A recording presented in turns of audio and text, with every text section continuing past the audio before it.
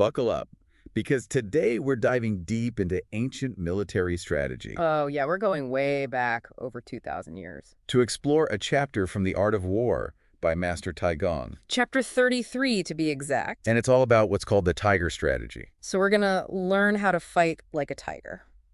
Well, sort of. It's not just about brute force, though. We're going to see how the principles of the tiger strategy can actually apply to all sorts of challenging situations. Even in the modern world. Exactly. So get ready to unlock some ancient wisdom that might just help you tackle your own personal battles. Whether it's a tough negotiation or just a feeling of being stuck in a rut.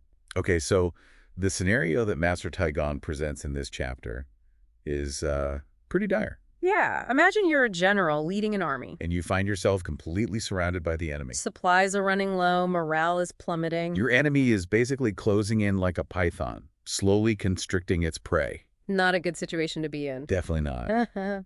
So what would you do in that situation? I mean, it feels like you're trapped with no way out. Surrender. Try to negotiate. Maybe dig a tunnel and escape. Well, Master Taigong suggests something much bolder. And that is? The tiger strategy. Okay, so what exactly does that entail? It's all about speed and ferocity. So basically a sudden burst of action. Exactly, like a tiger pouncing on its prey. So instead of just waiting for the enemy to crush you... You strike first and you strike hard. That does sound pretty audacious, I have to say. It is, but remember the alternative is almost certain defeat. That's a good point. Yeah. But wouldn't a chaotic charge like that be incredibly risky? What about the potential for friendly fire or disorganization within your own ranks? There's always a risk involved in any military maneuver. Sure. But the key here is calculated audacity. So it's not just about blindly charging into battle. No, it's about using speed and surprise to disrupt the enemy's plans and create chaos in their ranks. And Master Taigong gives very specific recommendations on how to do that. Right, he suggests a four-directional charge. So, attacking from all sides simultaneously. Using chariots and cavalry. Ah, so the fastest and most mobile units of the time. Exactly, because speed is key here. Remember, a siege relies on slow, methodical pressure. It's like a boa constrictor. Yeah, but by injecting speed and unpredictability into the equation... You're essentially forcing the enemy to react instead of dictating the terms of the battle. Exactly. You're turning the tables on them. Okay, so let's try to visualize this.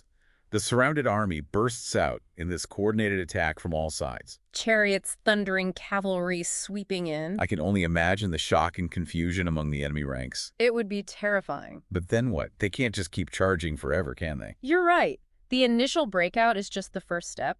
The real brilliance of the tiger strategy lies in what happens after they break through the encirclement. Okay, I'm on the edge of my seat. What happens next? Master Taigong outlines a three-pronged approach. Three-pronged, okay.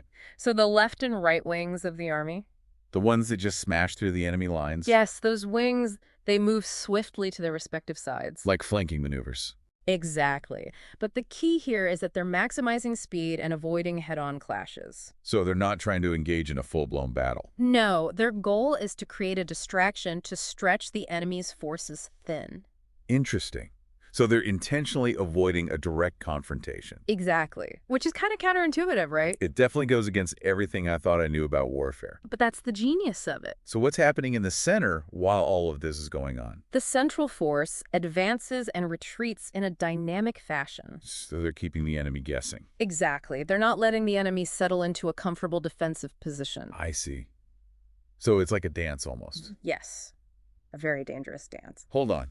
The central force advances and retreats. Isn't that incredibly risky? It is, but that unpredictable movement is what disorients the enemy. It's like they don't know what to expect. Right. It's like a boxer feinting and dodging, waiting for the perfect opening to strike.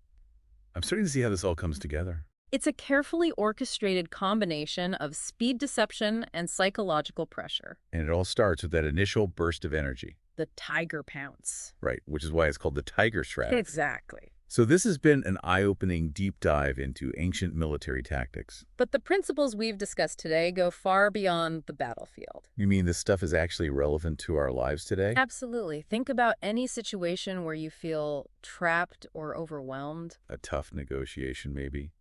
Or a creative block. Or even just a general feeling of being stuck in a rut. So what you're saying is that sometimes the best way to break free from those situations is to channel your inner tiger. Exactly. Embrace the principles of speed, decisiveness, and unpredictability. And don't be afraid to shake things up a bit. Exactly. Sometimes a bold move is all it takes to turn the tide. This has been a fascinating discussion, I agree. and I hope our listeners will find these ancient strategies as relevant and inspiring as we do. Me too. Because sometimes the best way to solve a modern problem is to look to the past for wisdom. Well said. That's all the time we have for today's deep dive. Thanks for listening, everyone. And until next time, may the tiger strategy be with you. Roar. Okay, maybe not the roar part, but you get the idea. I think they got it. I hope so. Thanks again for joining us. It was a pleasure to be here. And we'll see you next time for another deep dive into the world of strategy and beyond. See you then. Bye. Bye.